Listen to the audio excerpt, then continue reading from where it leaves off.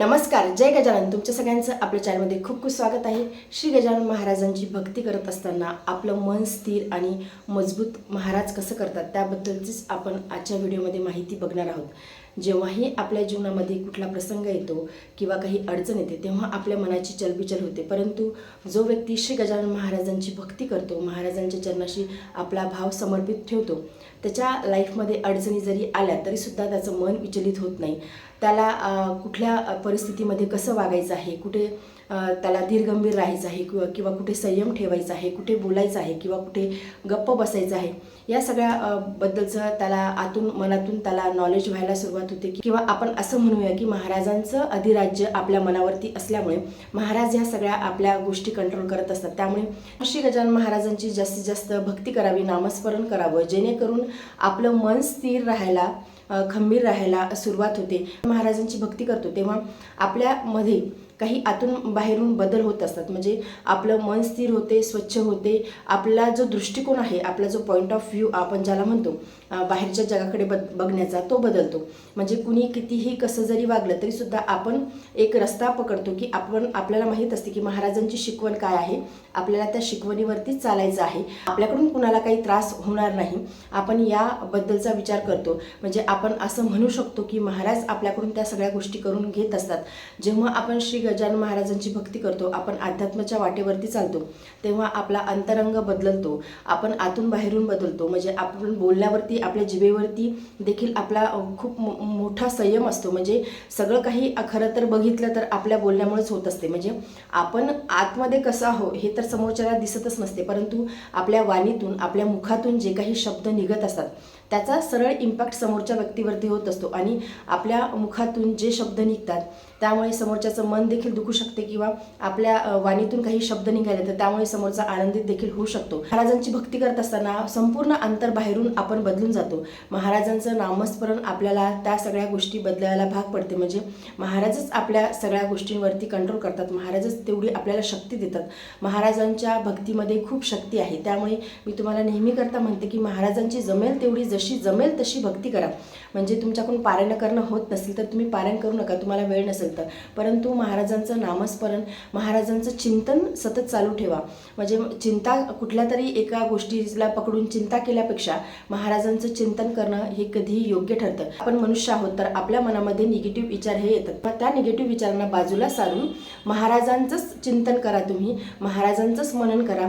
तुम्ही बघा की तुम्हाला जो प्रॉब्लेम खूप मोठा वाटत होता की आता या गोष्टीतून मी बाहेर पडू शकणार नाही किंवा या गोष्टीमध्ये आता मला कसं वागायचं आहे ते कळत नाही किंवा आता खूप मोठा माझ्यासमोर आपलं म्हणजे असं असते की छोटीशीच गोष्ट असते परंतु आपल्याला तो खूप मोठा डोंगर वाटतो, खूप मोठा संकटाचा डोंगर वाटतो. मग त्यावेळी जर का आपण महाराजांचं मनन चिंतन केलं तर आपल्याला मार्ग दिसायला सुरुवात होतात. आणि मार्ग महाराज असे दाखवतात की त्या मार्गावरती चालल्यानंतर आपलं भलंच होणार आहे. त्यामुळे कुठल्याही गोष्टीमध्ये किंवा आयुष्यामध्ये कुठलेही प्रसंग जरी आले तरीसुद्धा त्या गोष्टीवरती जास्त विचार न करता महाराजांचं चिंतन करा. म्हणजे चिंता न करता महाराजांचं चिंतन करा. त्यामुळेच आपलं आयुष्य बदलणार आहे, त्यामुळेच आपण योग्य मार्गावरती चालणार आहोत. त्यामुळे कधीही जीवनामध्ये कुठलाही जरी प्रसंग आला तरीसुद्धा महाराजांचं चिंतन करा, महाराजांचं नामस्मरण करा. आणि मी तुम्हाला नेहमी करता सांगते की नामस्मरणामध्ये खूप जास्त शक्ती आहे. म्हणजे सतयुगामध्ये, त्रेतायुगामध्ये आणि द्वापर युगामध्ये ऋषीमुनी तपश्चर्या करायचे आणि भगवंत प्राप्ती करायचे, परंतु आपण सध्या आपल्या घरामध्ये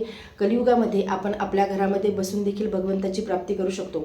म्हणजे आता सगळ्यांकडून नसतं सकाळी उठून नामस्मरण करणं शक्य नाही, परंतु तुम्हाला जेव्हा वेळ मिळेल तसं तर ब्रह्ममुहूर्त हा खूप चांगला आहे, परंतु ब्रह्ममुहूर्तावरती जर का तुमच्याकडून शक्य नाही झालं तर 4 ते 5:30चा मुहूर्त खूप बेस्ट आहे, परंतु त्यावेळी सगळ्यांकडून होत नाही. परंतु दिवसभरामध्ये ॲटलिस्ट 10 मिनटं तरी आपण आपल्या गुरूंच्यासाठी, आपण आपल्या महाराजांच्यासाठी, आपल्या भगवंतासाठी आपण द्यायला हवी. त्यांचं मनन चिंतन आपण करायला हवं, त्यांचं काहीतरी त्यांच्याबद्दलच्या काहीतरी वाचायला हवं किंवा काहीतरी बघायला हवं, जेणेकरून आपल्या मनामध्ये सतत मग त्या गोष्टीचा भाव राहतो. म्हणजे आपण खूप मोबाईल बघत असताना आपण खूप गोष्टी स्क्रोल करतो, आपल्यासमोर अनेक गोष्टी येतात, परंतु आपण जर का महाराजांची भक्ती करत आहोत किंवा महाराजांच्या भक्तीमध्ये आहोत, आपण अध्यात्मामध्ये आहोत, तर आपण त्याच गोष्टी बघायला हव्यात, जेणेकरून आपली भक्ती अजून जास्त पुष्ट व्हायला मदत होईल. म्हणजे असं आपण जर का वेगळं काहीतरी बघितलं तर आपलं मन खरंच भरकटते. त्यामुळे आपण आपल्या गोष्टीवरती ठाम राहायला हवं. आपण मुळात निश्चय करून त्या गोष्टी तशा बघायला हव्या की महाराजांच्याबद्दल मला अजून नव्याने काहीतरी माहिती मिळते का, किंवा महाराजांचे ग्रंथ वाचणे, किंवा आता ग्रंथ समजा तुम्हाला वाचायला वेळ नसेल तर मग काहीतरी महाराजांच्याबद्दल बघणे आपल्याला आनंद देखील होईल आणि आपली भक्ती अजून जास्त पुष्ट व्हायला सुरुवात होईल. ज्या गोष्टी महाराजांच्याबद्दल नसतील त्या गोष्टी आपण थोड्या अवॉइड करायच्या आणि महाराजांच्याबद्दल ज्या काही गोष्टी असतील किंवा कुठे महाराजांचं मंदिर असेल तिथे तुम्ही जाऊन बसा. थोडा वेळ 5-10 मिनटं तुम्हाला जसा वेळ मिळेल तसा. विकेंडला तर वेळ मिळतो सगळ्यांना, मग तेव्हा मंदिरामध्ये जाण्याचा प्रयत्न करा. तुमच्याजवळ कुठे गजानन महाराजांचं मंदिर असेल, तिथे काही कीर्तन भजन चालू असेल किंवा काही पारायण, सामूहिक पारायण चालू असेल, थोडा वेळ तिथे जाऊन बसा. खूप मनाला समाधान वाटते. सतत जाणीव होते की आपण महाराजांच्या जवळ आहोत, महाराज आपल्या जवळ आहोत.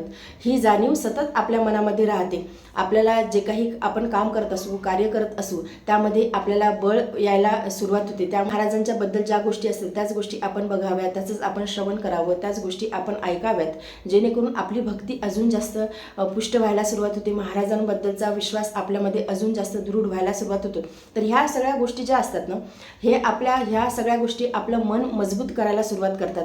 आणि कुठल्याही गोष्टीमध्ये आपलं मन अतिशय बळकट हवं, आपलं मन स्थिर हवं. आपलं मन जर का स्थिर असेल, आपलं मन गंभीर असेल, आपण कुठल्याही गोष्टीचा सामना करू शकतो. आपल्या मनामधला आत्मविश्वास वाढतो. जेव्हाही आपण असा अनुभव करतो की महाराज माझ्या सोबत आहे, तेव्हा आपला जो काही आनंद आहे किंवा जी कुठली गोष्ट आहे त्या गोष्टीमध्ये आपण योग्य ते पाऊल उचलतो. म्हणजे आपण योग्य ते डिसिजन देखील घ्यायला आपल्याला मदत होते आणि आपण योग्य मार्गावरती चालतो. आणि आपण योग्य मार्गावरती चाललो की स्वाभाविक आहे की ऑब्वियस गोष्ट आहे की आपल्या जीवनामधलं आपण योग्य डिसिजन घेतो आणि मग त्यावेळी आपण योग्य आपल्या मार्गापर्यंत पोहोचतो किंवा आपल्या जीवनामध्ये मग योग्य पद्धतीचे, चांगल्या पद्धतीचे बदल व्हायला सुरुवात होतात. तर महाराजांचं चिंतन, मनन आणि महाराजांचं नामस्मरण हे करणं अतिशय आवश्यक आहे. त्यामुळे आपलं आयुष्य हे खूप सुंदर होणार आहे, खूप छान होणार आहे. आणि जेव्हा तुम्हाला खूप नैराश्य येईल किंवा कधी तुम्हाला असं वाटेल की आता मला या गोष्टीमध्ये कळत नाही की मी आता कसं करू, काय करू, मन खूप गंभीर झालं आहे, नैराश्य आलेलं आहे, त्यावेळी एकच गोष्ट लक्षात ठेवा महाराजांची. मी गेलो ऐसे मानू नका, भक्तीत अंतर करू नका, कदाही मजलागी विसरू नका, मी आहे इथेच. कारण की महाराज इथेच आहेत, म्हणजे महाराज शेगावमध्ये स्थिर आहेत आपल्याला सांभाळण्यासाठी. आणि आपण महाराजांची भक्ती करतो, सेवा करतो, उपासना करतो, चिंतन करतो, तर महाराज आपल्या मनामध्ये देखील स्थिर आहेत. त्यामुळे कधी कुठलाही प्रसंग जरी आला तरीसुद्धा महाराजांचं या वाक्याचं लक्षात ठेवा की महाराज हे स्थिर आहेत, महाराज हे आपल्याला सांभाळण्यासाठीच इथे आहेत. मग त्यामुळे महाराज गेले आहेत असं कधी मानू नका. महाराज फक्त सगुण रूपामध्ये नाहीत, महाराज हे निर्गुण रूपामध्ये आहे. जेव्हा ते सगुण रूपामध्ये शेगावमध्ये होते तेव्हाही त्यांनी कोटी कोटी भक्तांचं कल्याण केलं आहे. आणि अजूनही जो भक्त आर्त हाक महाराजांना देईन त्या भक्तांचं महाराज अजूनही कल्याण करत आहेत. म्हणजे आपण असंख्य असे अनुभव महाराजांचे ऐकतच असतो, बघत असतो.